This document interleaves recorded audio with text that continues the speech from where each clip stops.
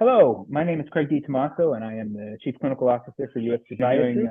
Mary Beth Russell, she is the Associate Professor of Physical Medicine Rehabilitation at University of Texas, Houston, and practices at Tier Memorial Hermann. Thank you so much for joining us, Dr. Russell. Oh, thank you for having me. Yeah, no, it's great. Dr. Russell, if you would, tell us just a little bit about yourself and your career and practice in PM&R. Okay, so I originally did engineering, and so have a master's in engineering before I went to medical school, and then went to medical school and really kind of fell in love with the diversity of PM&R. I really remember one patient that was a young brain injury patient that had a paradoxical reaction to benzodiazepine, and I thought that was so cool. And the kind of the art of brain injury medicine, and so that's really kind of what drew me to PM&R as well as um, a brain injury. I certainly share your love for brain injury. I think it's fascinating that an engineer found it so interesting. I think of it as being so disordered, and engineers typically as people who like things to fit in square boxes. But I know you've more than made it work. Yeah.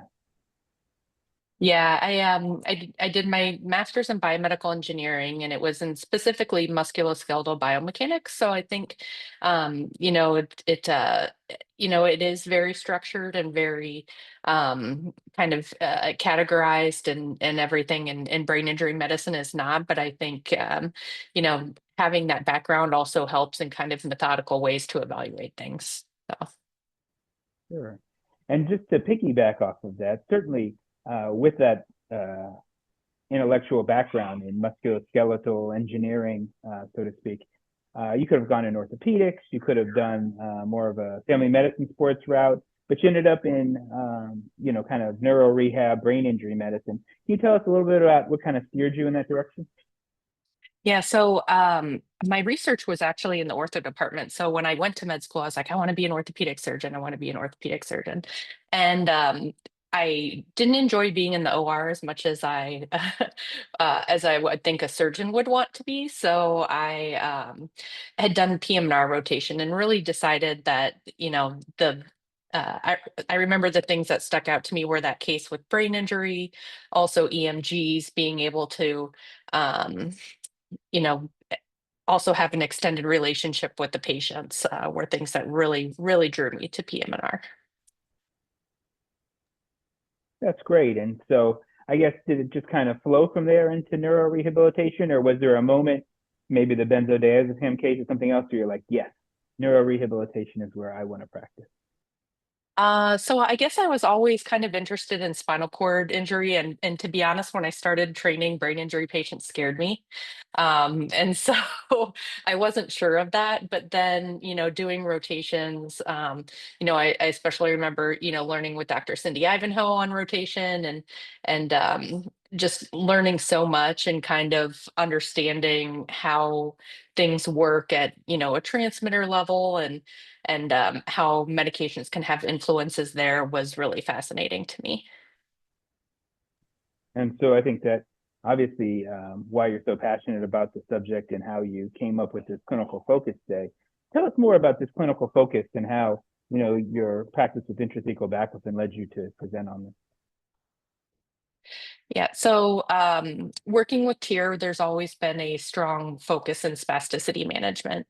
And I, as going out into practice after I finished my training, went out and would take care of baclofen pumps, and I feel like having mentors with regard to being able to manage that is really helpful. And so, having helped with the AAPM&R STEP spasticity course. And continuing to learn, even though now I'm over 10 years out, is still something that's kind of an ongoing education, especially with baclofen pump management and patient presentations, especially in patients that are not verbal.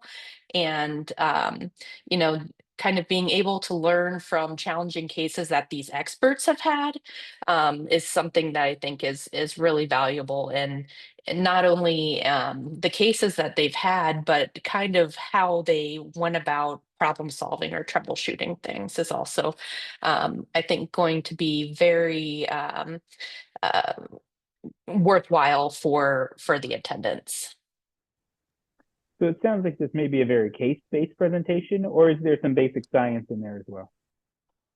More case-based, and a little bit of, I don't want to say point counterpoint, but kind of how things could be looked at different from a different lens based on, the location that you're treating in and how people will treat with different doses, different methods of dosing, and, different medications.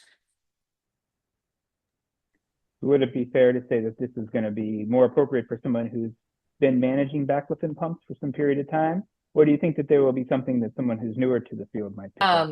I think that there'll be something for everyone, but the advanced clinical focus days are really designed towards that mid to late career physician that is looking to expand their knowledge on topics or expand their clinical acumen. Yeah, I think that's going to be a really great addition to the assembly. There's so many things I want to see at this assembly. I don't even know where to start. Yeah. Is there something in particular outside of your presentations? I'm sure is going to be wonderful. Is there anything in particular at this year's assembly that you're really looking forward to? Um, I really like the advanced clinical focus days. I think that it's really nice to be able to have that, especially for us um, mid-career physicians that be able to learn on things because the regular sessions are great for justifying your practice already, and I think even picking up stuff then, but the advanced clinical focus days really kind of have that extra level of learning and science kind of behind it. Um, and then I really hope that they do an advanced clinical focus day specifically for spasticity in the future. Yeah, I would certainly be a big fan of that, but you and I are, I think, pretty similar on our interests. Speaking of that, have you ever been to Utah before? Is there anything about the location that is interesting to you? I haven't, no, I haven't been to Utah and I'm excited to go. I mean, I know there's so much natural beauty and everything around there. Also looking for some cooler weather from Houston, so that will be nice as well. Yes, agree completely. Um, you said natural beauty is just overwhelming in Utah, and having been there before, I totally agree with you. What are some of your favorite places to go to? Maybe not in Utah, but just where do you like to get out and see some sights? Oh gosh. Um, I mean, if I was thinking of my happy Gilmore happy place, I think I'd pick Hawaii, on the beach in Hawaii where you have the mountains behind you and then you can look out and see the ocean and then islands in the distance. And then just having that water and like the smell of plumeria and stuff like that is I think really beautiful.